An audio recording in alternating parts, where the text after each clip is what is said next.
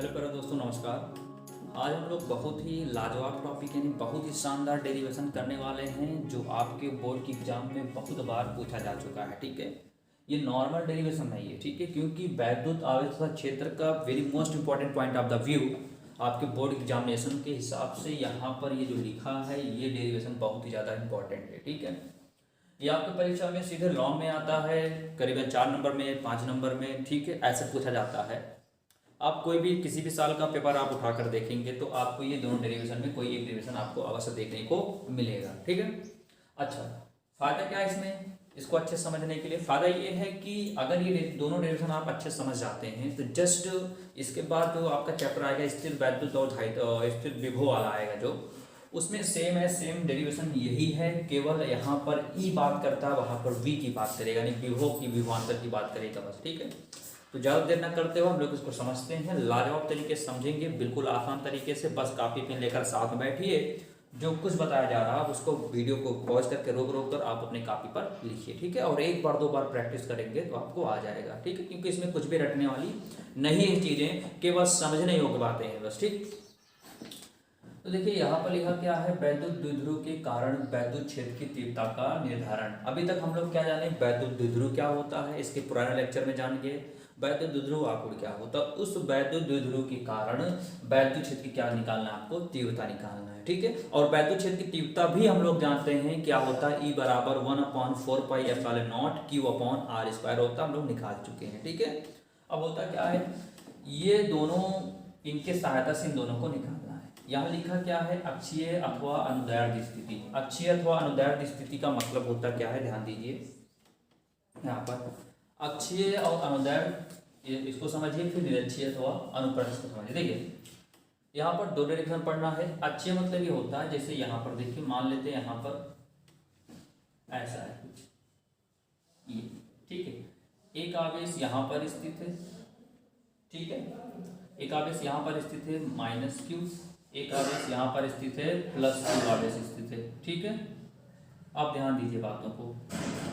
अब बात आती है कि अक्षीय क्या होता है, तो ऐसे यहाँ पर ऐसे डैश डैश लाइन बढ़ा देते हैं, ऐसे ये ऐसे डैश डैश लाइन यहाँ पर क्या करते हैं, बढ़ा देते हैं। ठीक है, बात समझ में आ रहा है? ऐसे डैश डैश लाइन क्या करते हैं, बढ़ा देते हैं, तो ये कहलाता है अक्ष। क्या कहलाता है ये?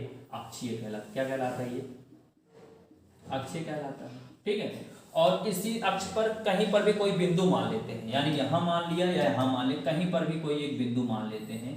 मान लिया यहाँ पर P मान लिए, क्या मान लिए, P मान लिए। इसी बिंदु P पर क्या करना है आपको, वैद्युत क्षेत्र की तीव्रता का निर्धारण करना है। क्या अक्ष समझ में आया? अक्षीय क्या होता है? अक्षीय मतलब ये है कि एक सीधी रेखा होनी चाहिए, जो जिस रेखा पर ये दोनों आवेश स्थित होते हैं उनको थोड़ा इधर बढ़ा देते हैं और थोड़ा इधर बढ़ा देते हैं, तो वो कहलाता मेरा अक्षीय कहलाता है। और उस अक्षीय पर कहीं पर भी एक बिंदु मान लेंगे अपने तरफ से। मान लो मैंने यहाँ पर एक बिंदु मान लिया, इसका नाम क्या दे दिया, P रख दिया। इसी P पर क्या क्या करना है आपको, वैद्युत क्षेत्र की तीव्रता ज्ञात करना है। ठीक है, बात समझ। और इसी अक्षीय को क्या बोलते हैं, अनुदैर्ध्य बोलते हैं। ठीक है, अगर एग्जाम में ऐसा आता है कि अनुदैर्ध्य स्थिति से वैद्युत द्विध्रुव के कारण वैद्युत क्षेत्र तीव्रता का निर्धारण कीजिए, तो आप लोग कंफ्यूज मत कीजिएगा। ठीक है, डोंट बी कंफ्यूज, मतलब बिल्कुल भी इसमें कोनो आपको घबराने की आवश्यकता नहीं है, क्योंकि अनुदैर्ध्य स्थिति ही क्या होती है, अक्षीय स्थिति होती है। राइट, अच्छा, दूसरा समझ लेते हैं इसी वक्त, क्या होता है निरक्षीय। निरक्षीय क्या होता है, ये तो हो गया अक्ष, ये क्या हो गया हमारा, अक्ष हो गया। निरक्ष मतलब ये होता है ये ऐसा, ये जो आप देख रहे हो निरक्ष। बात समझ आ रहा? इस पर कोई बिंदु मान लेते हैं, मान लो यहाँ पर कोई बिंदु P मान लिए, अब इस पर निकालेंगे तो वो क्या कहलाएगा, हमारा निरक्षीय कहलाएगा। बात समझ में आया? अक्ष मतलब ये है। ठीक है, स्टेट आप देख रहे हो, इसको बढ़ाकर अगर कहीं बिंदु मान कर निकालेंगे तो अक्षीय होता है वो। निरक्षीय मतलब ये होता है कि ये जो आप देख रहे हो इसको विषुवत भी बोलते हैं। ठीक है ना, ये जो देख रहे हो, अगर इस पर कहीं पर कोई बिंदु मान लेते हैं P, इस पर अगर हम लोग क्या निकालेंगे, वैद्युत क्षेत्र की तीव्रता निकालेंगे, तो वो कहलाएगा क्या, हमारा निरक्षीय कहलाएगा। ठीक है, तो अब हम लोग कंटिन्यू करते हैं। एक पहले हम लोग किसको प्रूफ करते हैं, अक्षीय वाला प्रूफ करते हैं, उसके जस्ट बाद किसको करेंगे, फिर निरक्षीय वाला। ठीक है, बहुत इंपॉर्टेंट है, ध्यान दीजिए। आप कोई बुक उठाएंगे आपको समझ में आ जाएगा हाँ कि इंपॉर्टेंट है कि नहीं है। ठीक है, चलते हैं बिना देरी करते हुए आगे। चलते हैं प्यारे मित्रों, शुरुआत करते हैं बहुत ही आसान तरीके से, क्या अक्षीय अथवा अनुदैर्ध्य स्थिति का। ठीक है, इसका जो चित्र है, अगर आपको चित्र समझ में आ जाता है तो समझिए आपको डेरिवेशन आ गया, अगर चित्र आपको नहीं समझ में आता है समझिए फिर डेरिवेशन आपको नहीं मानने वाला है। ठीक है, तो बिल्कुल कंसंट्रेट होकर आप लोग बैठिए और साथ में मेरे समझिए कि चित्र इसका कैसे बनेगा। ठीक है, यहाँ पर ध्यान दीजिएगा, एक बिंदु ये है, ठीक है, और यहाँ पर देखिए, यहाँ पर एक बिंदु मान लेते हैं ये हमारा प्लस क्यू है, ठीक है, यहाँ पर क्या मान लेते हैं माइनस क्यू है। ठीक है, ये प्लस क्यू है और ये क्या है माइनस क्यू है। इतना बात समझ में आया? अब ध्यान दीजिए, ठीक है, और अभी आपको जस्ट बताया गया था ये क्या है, हमारे दो द्विध्रुव हैं, एक माइनस क्यू और एक प्लस क्यू। ठीक, बात समझ में आया? जिनके मध्य दूरी अभी आपको बताया गया था, जिनके मध्य दूरी क्या है थी, यहाँ से लेकर यहाँ तक दूरी क्या थी 2l थी। ठीक है, पुराने लेक्चर में आपको बताया गया है, वहाँ पर वैद्युत द्विध्रुव पढ़ाया गया तो वहाँ बताया गया है कि इनके मध्य दूरी क्या है 2l है। ठीक है, अब करते ये हैं कि इनको इधर थोड़ा डैश करके बढ़ाते हैं, ऐसा ये बढ़ाते हैं। ठीक है, यहाँ पर एक बिंदु क्या मान लेते हैं P मान लेते हैं, क्या मान लेते हैं P। अब आप अगर ऐसा सोच रहे हो क्योंकि वहीं कहाँ मानते हैं P, तो ऐसा नहीं है, आप इधर भी बढ़ाकर आप इधर भी P मान सकते हो, क्योंकि अक्ष तो अक्ष ही है, इधर चाहे उधर कहीं पर भी आप बिंदु P माने। अब P क्यों मानते हैं, आपकी इच्छा है P Q R S कुछ भी मान सकते हो। ठीक है, तो इसी बिंदु पर क्या करना है हमको, वैद्युत क्षेत्र की तीव्रता ज्ञात करनी है। ये हो गया मेरा अक्ष, ये हो गया मेरा अक्ष, अक्ष पर एक बिंदु स्थित कर दिया जिसका नाम कर दिया P। इसी P पर क्या करना है, हमें वैद्युत क्षेत्र की तीव्रता ज्ञात करना है। अब ध्यान दीजिए, यहाँ से यहाँ पर मध्य बिंदु क्या मान लेते हैं, O मान लेते हैं, क्या मान लेते हैं O, और O से क्या, O से R दूरी पर, स्मॉल r दूरी पर एक बिंदु क्या स्थित कर दिए हम लोग, P कर दिए, क्या कर दिए P कर दिए। बात समझ में आया? यहाँ पर ये जो वैद्युत द्विध्रुव दिख रहा है इसके मध्य बिंदु O माना, O से R दूरी पर एक बिंदु P स्थित कर दिया। ठीक है, बात समझ में आया? यहाँ तक कोई दिक्कत नहीं लगी होगी। ठीक है, प्रॉब्लम्स होती है वीडियो को बैक कीजिए, एक बार फिर से देखिए। ठीक है, अब हुआ क्या, अगर ये मध्य इनको आधा आधा कर दिया तो आप बता सकते हैं, अगर मैं इनको बीच से काट दिया यानी मध्य बिंदु बना दिया, यहाँ से कितनी दूरी हो जाएगी इनकी, यहाँ से लेकर यहाँ तक हो जाएगी L, और यहाँ से यहाँ तक भी क्या हो जाएगी L, क्या हो जाएगी L हो जाएगी। सही है ना, क्योंकि कुल दूरी कितनी है 2l है, यहाँ से L हो गया, यहाँ से L हो गया। बात समझ में आ गई होगी। ठीक है, अब इस बिंदु पर क्या ज्ञात करना है, वैद्युत क्षेत्र की तीव्रता ज्ञात करना है। तो आप जानते हैं, आपको बताया गया है क्या, कि प्लस क्यू के कारण जो वैद्युत क्षेत्र रेखाएं होती हैं वो उनसे दूर जाती हैं। क्या होती है, उनसे दूर जाती हैं। क्या बताया, माइंड में सेट कीजिए, क्या बताया कि प्लस क्यू आवेश के कारण जो वैद्युत क्षेत्र रेखाएं होती हैं वो क्या होती हैं, इनसे दूर जाती हैं। तो इस प्लस क्यू के कारण वैद्युत क्षेत्र रेखाएं इस बिंदु से कहाँ जाएंगी, दूर जाएंगी। तो इनको कुछ ऐसा बना देते हैं, कुछ ऐसा।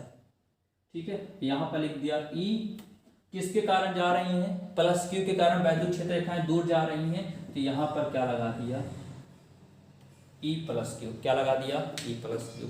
अच्छा, प्रॉब्लम्स हो रही है सर ये कैसे आया, तो बिल्कुल निश्चिंत रहिए, जस्ट ये दोनों टॉपिक खत्म होने के बाद अभी आप पढ़ेंगे वैद्युत क्षेत्र रेखाएं, वैद्युत बल रेखाएं।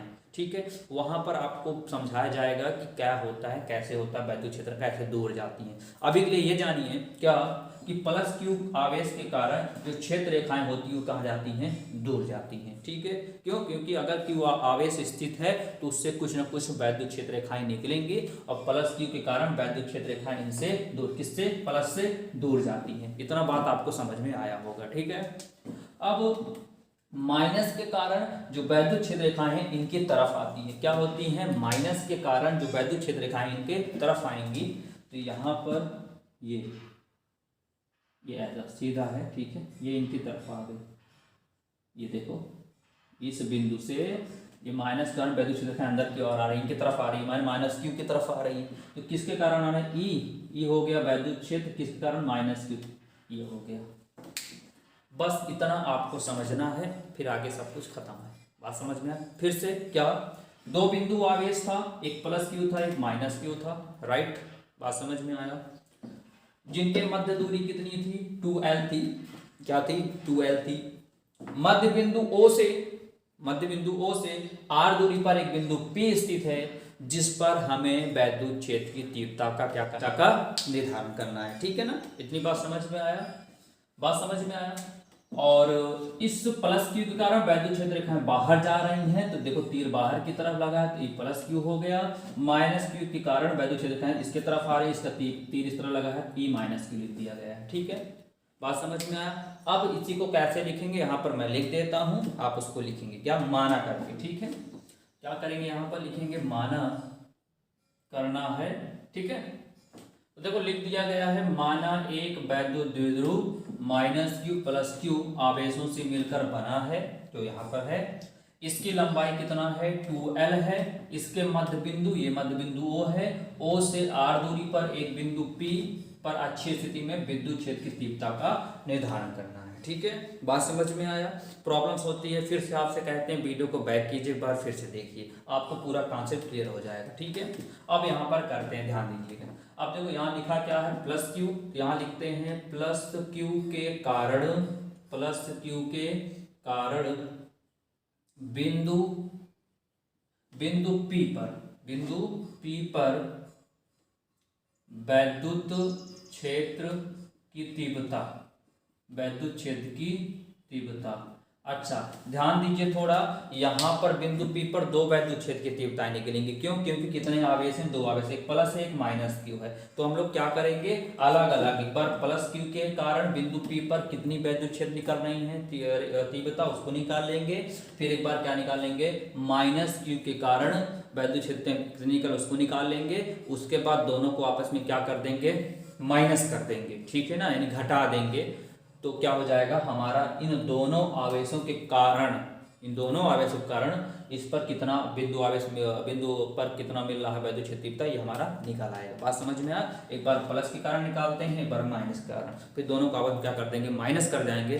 तो कुल टोटल इस बिंदु पर इन दोनों के कारण कितनी तीव्रता निकल रही हैं हमें पता लग जाएगा। ठीक है, चलिए लिखा क्या है, प्लस क्यू के कारण बिंदु P पर वैद्युत क्षेत्र की तीव्रता। तो देखिए आप लोग जानते हो वैद्युत तीव्रता E बराबर होता है 1/4πε0 और Q/r²।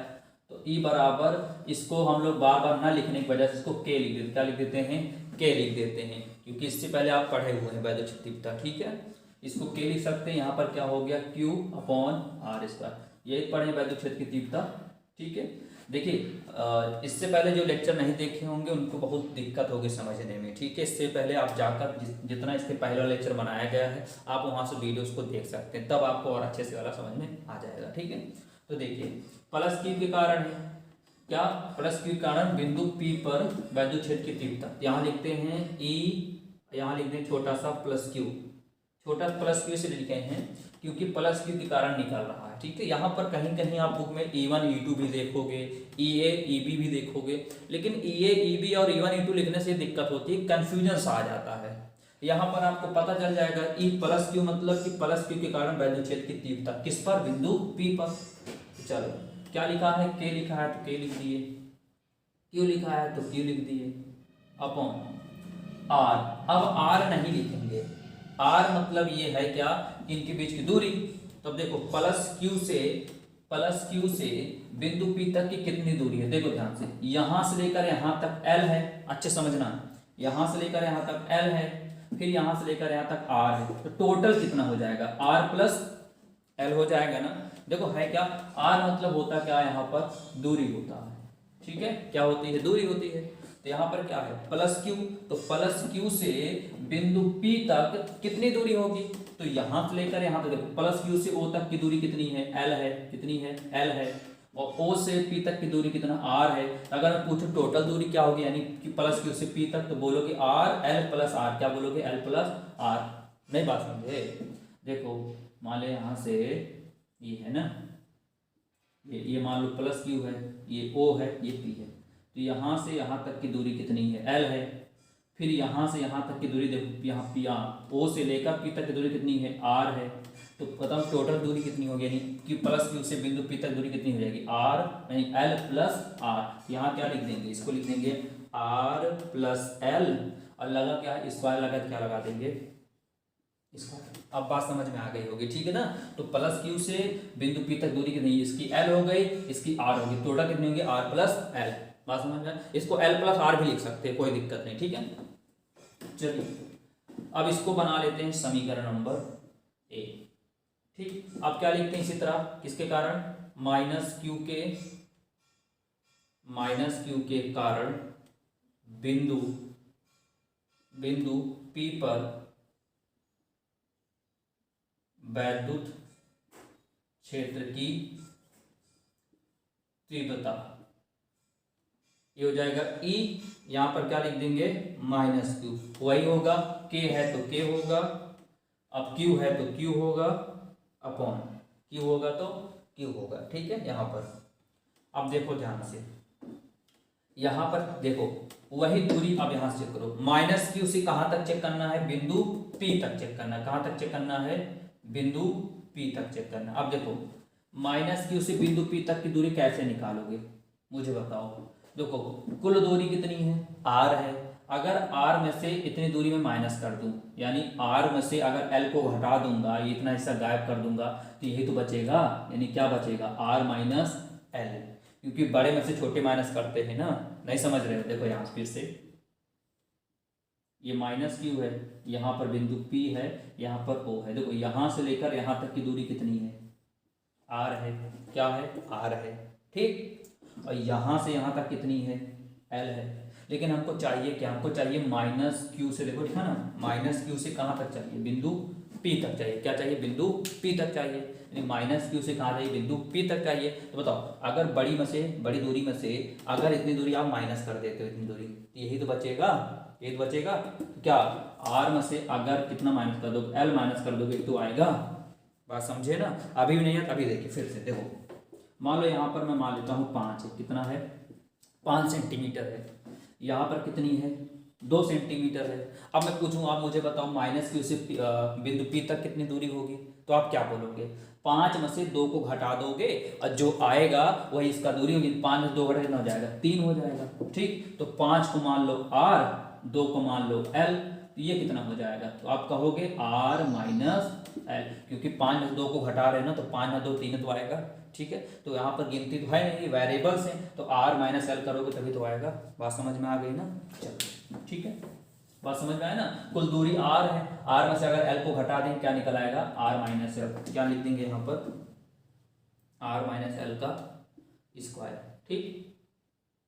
अच्छा वैसे भी आप देख लो, क्या प्लस है तो प्लस है, माइनस है तो माइनस है, अगर आप समझना चाहते हो वैसे भी आप शॉर्ट में, कि प्लस है तो यहाँ प्लस है, माइनस है तो यहाँ माइनस है। इक्वेशन नंबर 2, ठीक है। अब क्या करेंगे,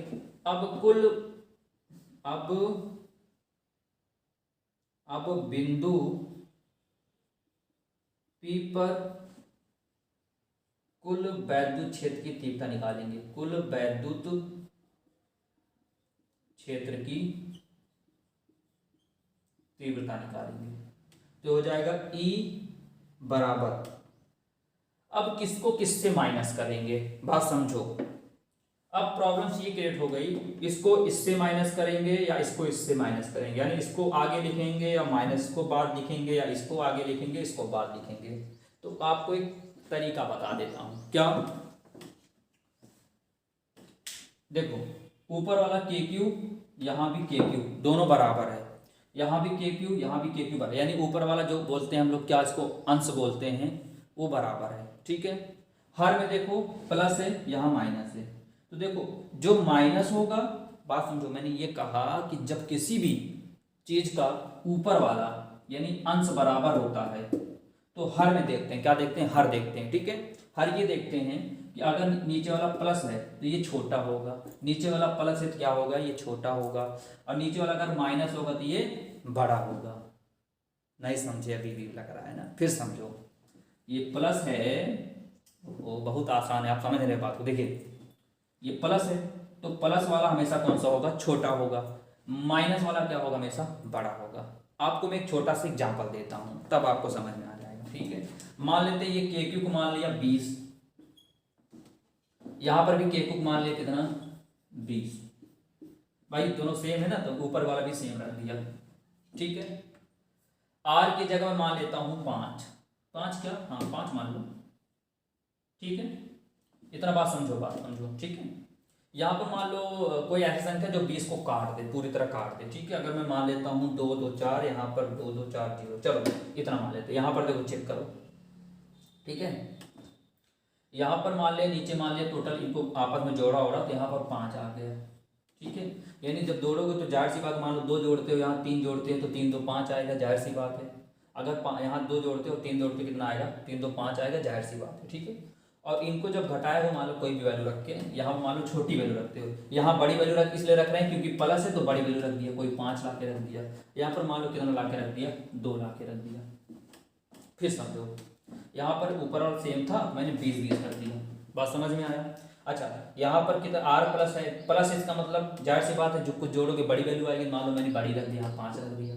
यहाँ पर देखो आर माइनस है और जाहिर से घटाओगे कोई छोटी वैल्यू आएगी, मान लो मैं 2 रख दिया। अब काटो, 5 चौक को 20, ठीक है, 5 चौक को 20 और 2 दहम्मा 10, सॉरी 2 दहम्मा 20 होता है ना, 2 दहम्मा 20 हो गया, ठीक है ना, बात समझ में आया। अब देखो 5 चौक को 20 कितना आया, 4 आया, 2 दहम्मा 20 कितना आया, 10 आया। आप देखो प्लस रखा, ज्यादा रखा तो क्या आया, कम आया, बात समझ में आया ना।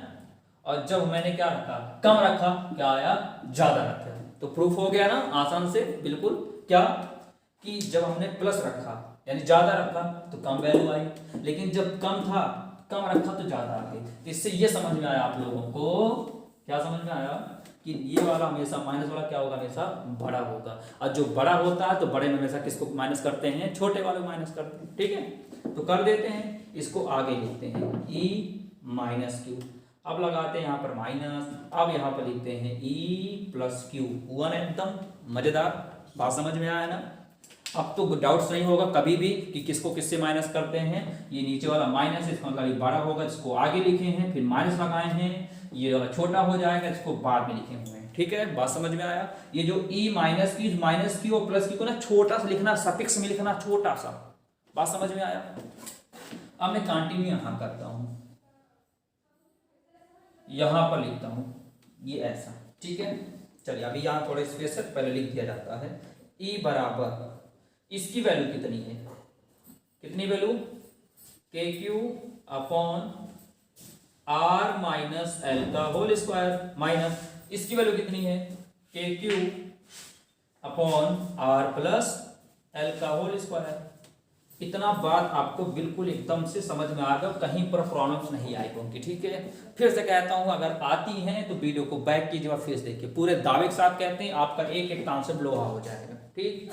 अब मैं यहां पर कंटिन्यू करता हूं, e बराबर, यहां पर देखो, यहां के क्यू, यहां के क्यू, दो जगह मिल रहा है, इनको बाहर कर लेते हैं, कॉमन कर लेते हैं। तो यहां के क्यू कर लिया कॉमन, बचा कितना, यहां बचा ऊपर एक बचा, यानी 1 अपॉन आर माइनस एल का होल स्क्वायर, फिर माइनस यहां पर के क्यू बाहर हो गया, बचा 1, तो 1 अपॉन ये आर प्लस एल का होल स्क्वायर, ब्रैकेट कर दिया क्लोज। अब यहाँ पर टोटल गणित लग रही है। बायो स्टूडेंट ध्यान दीजिएगा जो कभी गणित नहीं लिए थे, ठीक है, और मैथ वाले तो तुरंत समझ जाएंगे, ठीक है, बायो वाले भी समझेंगे, तुरंत समझ जाएंगे, ज़्यादा कुछ है नहीं, केवल मैथमेटिक्स है यहाँ पर बस। e बराबर के क्यू, अब देखो इन दोनों के एलसीएम ले लेते हैं, क्या ले लेते हैं, एलसीएम। तो जब एलसीएम लेंगे क्या हो जाएगा, आर माइनस एल का होल स्क्वायर, फिर आर प्लस एल का एलसीएम मतलब लासा जिसको बोलते हैं हम लोग ना, इसको ले लेते हैं। अब इसको क्रॉस मल्टीप्लाई करा देते हैं, इसको इससे, इसको इससे, तो कराओगे तो क्या हो जाएगा, आर प्लस एल का होल स्क्वायर, यहाँ पर हो जाएगा आर माइनस एल का होल स्क्वायर, ठीक, बात समझ में आ रहा है ना।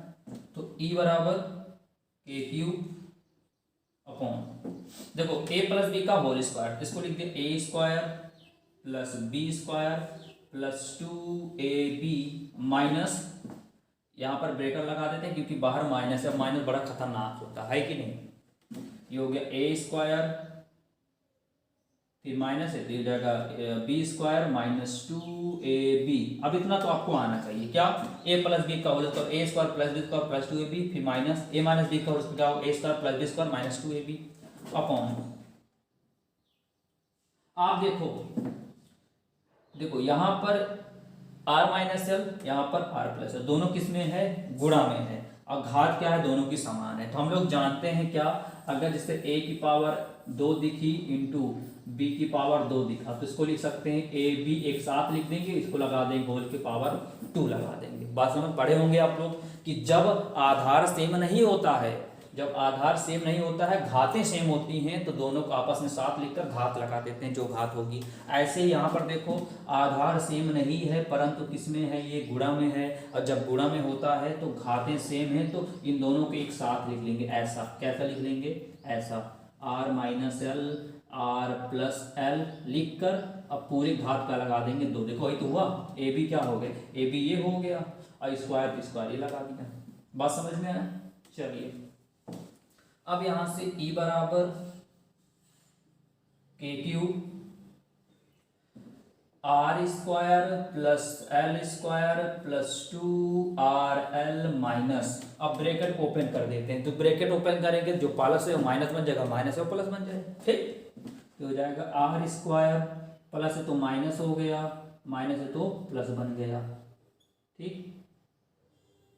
और नीचे देखिए ध्यान से, कुछ दिखा फिर से आपको, देखो a minus b a plus b, a minus b a plus में तो a square minus b square, देखो a की जगह r है, b की जगह l है, यहाँ माइनस प्लस, तो a square minus b square, यहाँ लिख देंगे a square minus b square. अब बाहर लगा क्या है, होल स्क्वायर लगा, तो होल स्क्वायर हो गया ना मजेदार तरीके से सॉल्व। अब आगे करते हैं, E इक्वल टू के क्यू, बिल्कुल नजर मत हटाइएगा, ठीक है, नजर हटाएंगे तो मिस हो जाएगा, मिस हो जाएगा आपको फिर से वीडियो बैक करना पड़ेगा, फिर से देखना पड़ेगा, ये तो है ना 4x।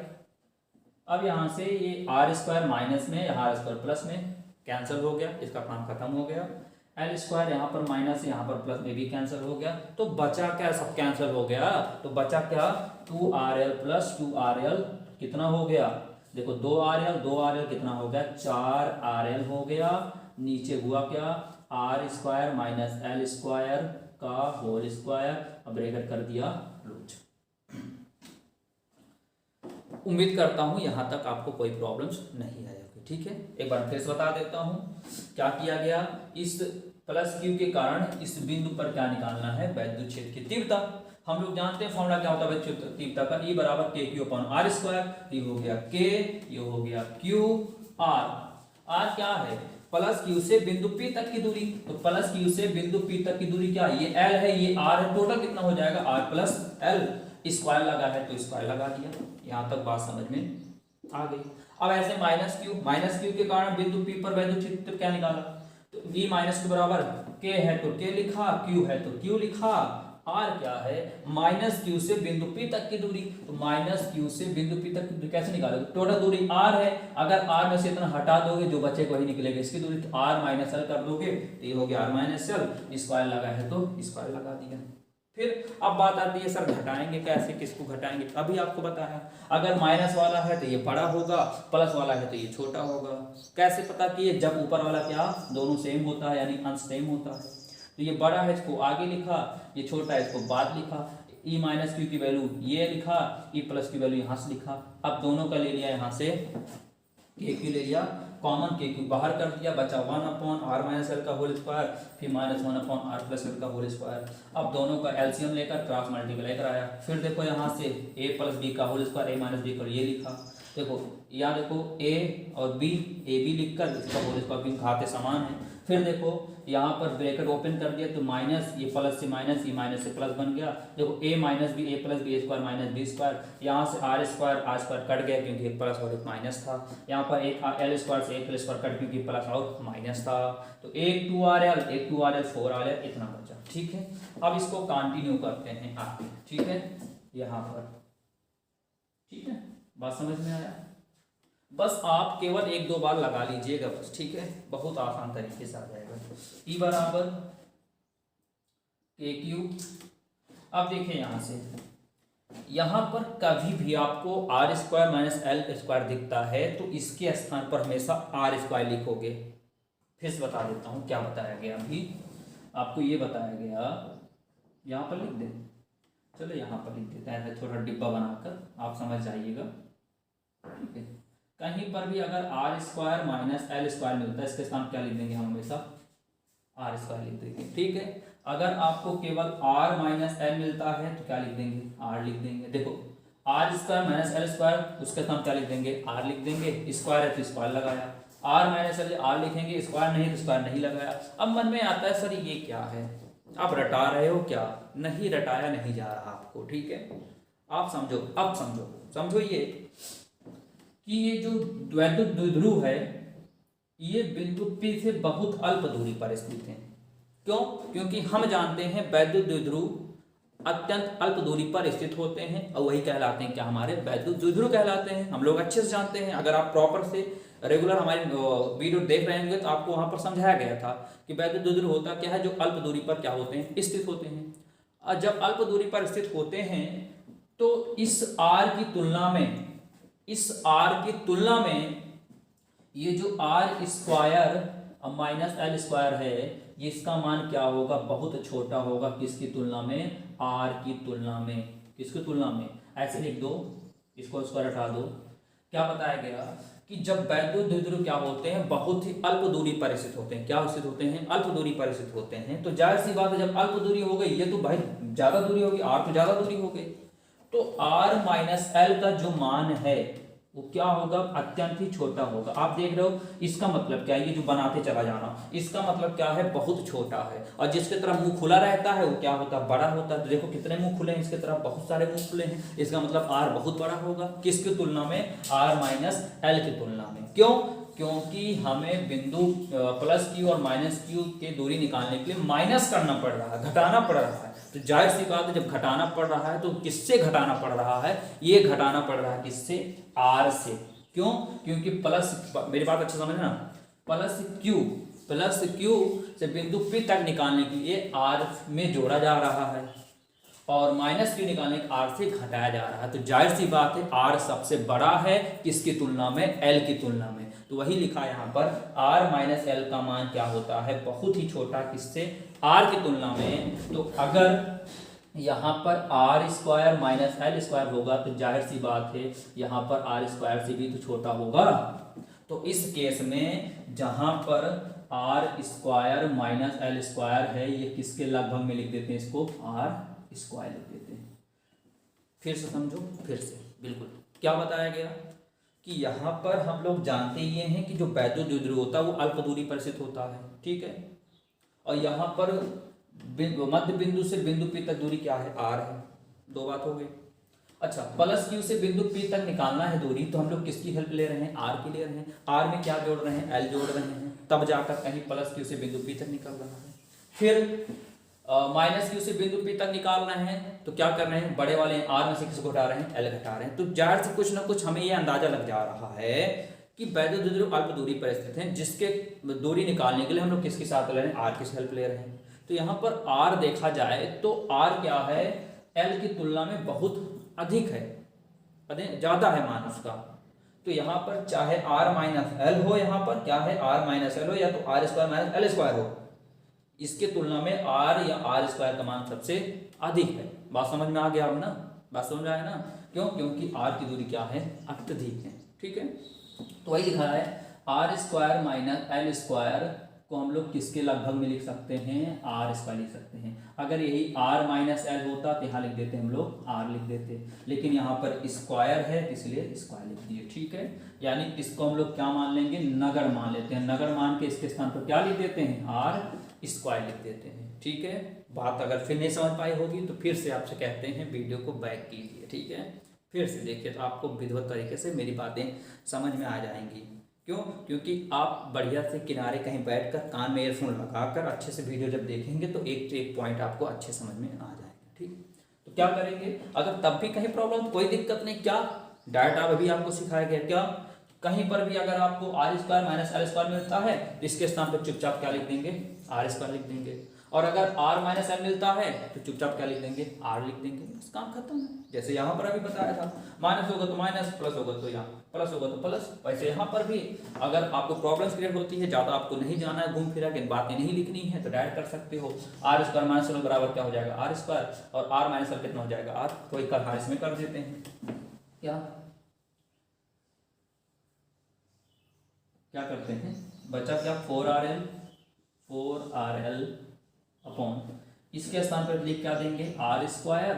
अब बाहर क्या लगा है होल स्क्वायर, तो होल स्क्वायर कर दिए, तो E बराबर KQ।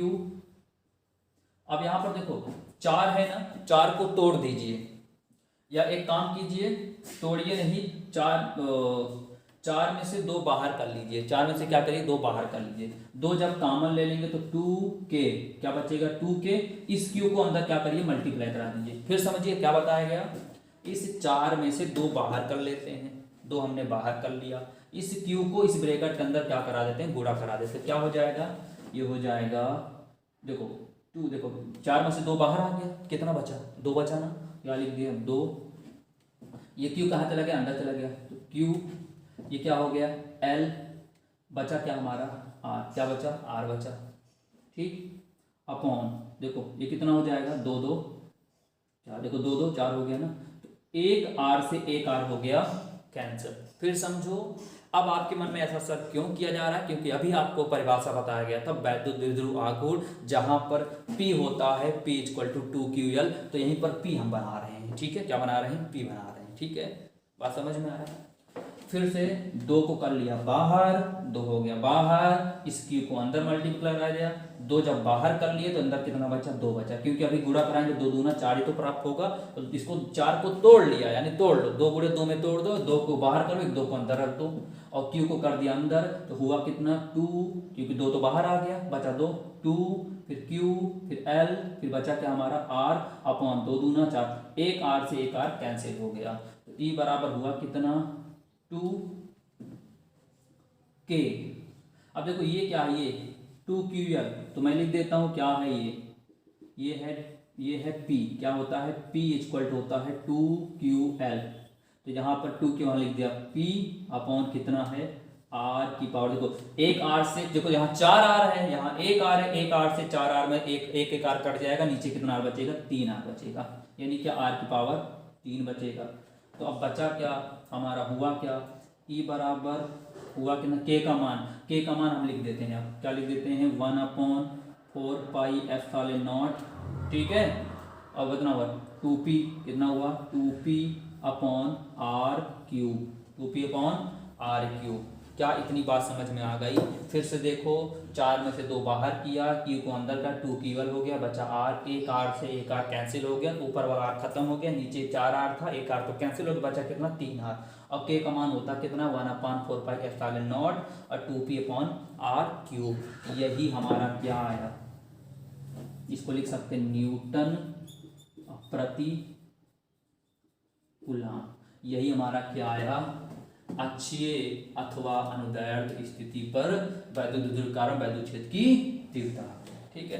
तो देखने में आपको बड़ा लग रहा है, देखने में वीडियो लंबा गया क्योंकि एक पॉइंट समझाया गया है, तो उम्मीद करते हैं आपको समझ में अवश्य आया होगा। देखिए कहीं पर प्रॉब्लम्स आती है या कोई दिक्कत होती है तो आपके हाथ में मोबाइल है, ठीक है, मोबाइल की ब्राइटनेस को थोड़ा फुल करके, ठीक है, थोड़ा स्पीड अगर आप बढ़ाना चाहते हैं, ठीक है, तो स्पीड बढ़ाकर, लेकिन भगाइएगा नहीं वीडियो, क्योंकि अगर वीडियो आप भगाएंगे तो जाहिर सी बात है कुछ ना कुछ आपका मिस हो जाएगा, ठीक है। उसके बाद अच्छी क्वालिटी में अगर आप पूरा वीडियो देखेंगे तो आपको अवश्य समझ में आएगा, कोई दिक्कत नहीं होगी, ठीक है। देखो एक बार में नहीं आने वाला ये, एक बार 2 बार 3 बार प्रैक्टिस करोगे तो आपके माइंड में सेट हो जाएगा। जब ये सेट हो जाएगा तो सेम जो इसके बाद अगला निरीक्षीय है उसमें ज़्यादा कुछ नहीं, वो भी ऐसे नॉर्मल सा है, ठीक है। किताब में तो बहुत बड़ा बड़ा दिया रहता है, लेकिन हम यहाँ पर आपको बिल्कुल आसान तरीके से समझा देंगे, कोई प्रॉब्लम्स नहीं आएगी, ठीक है। तब भी कोई दिक्कत आती है तो नीचे कमेंट बॉक्स है, वहाँ पर आप कमेंट कीजिए, यानी अपने डाउट को मेंशन कीजिए, जिससे हम आपके डाउट्स को क्लियर कर सकें, ठीक है।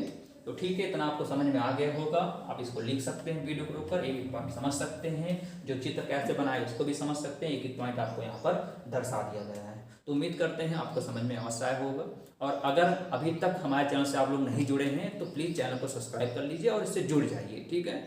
क्योंकि आप देखेंगे कुछ समय बाद धीरे धीरे एक से एक डेरिवेशन आएगा जो कि बहुत बड़े बड़े होते हैं, लेकिन हम लोग इसको पूरा आसान से समझाने का पूरा प्रयास करेंगे, ठीक है। तो कल फिर मिलते हैं, इसके आगे लेकर आएंगे धीरे अच्छे से, तब तक लिए